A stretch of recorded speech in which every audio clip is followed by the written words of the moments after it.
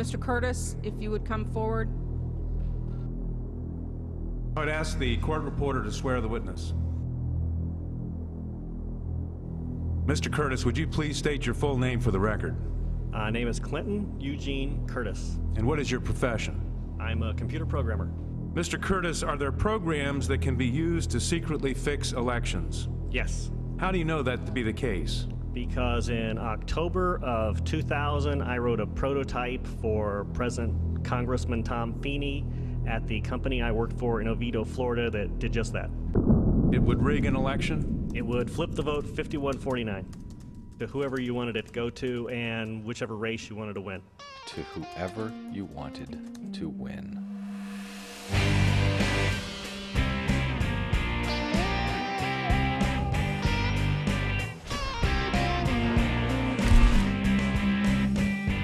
On November 2nd, 2004, George Bush was not popular. He was in the middle of an unpopular war. I was watching the exit polls, and it looked very clear that John Kerry was going to win. Reporting for duty. And then all of a sudden, the numbers that were coming in did not match up with what was coming in from the exit polls, and it didn't make any sense. It just didn't make any sense. Late in the evening, 6 states that exit polls showed were going to Kerry suddenly veered off to Bush.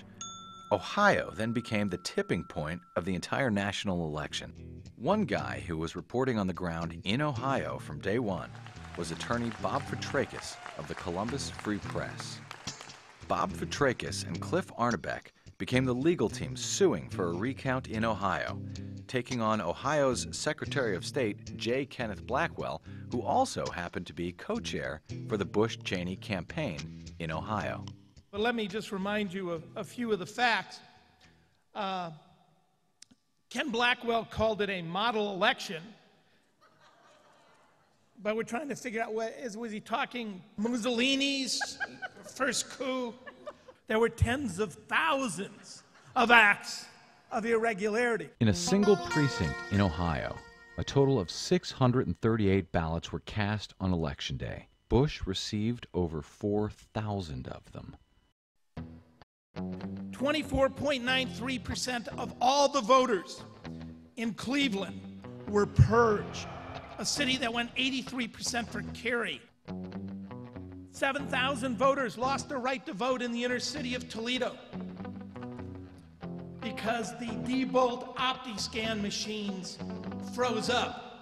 Warren County is the last county in Ohio to come in with their vote totals, and they locked down the place where they're counting the votes, and they won't allow any witnesses in, won't allow any media in, and they say it's because of a Homeland Security threat, and yet the next day we check with Homeland Security, and they say we never spoke to anyone in Ohio.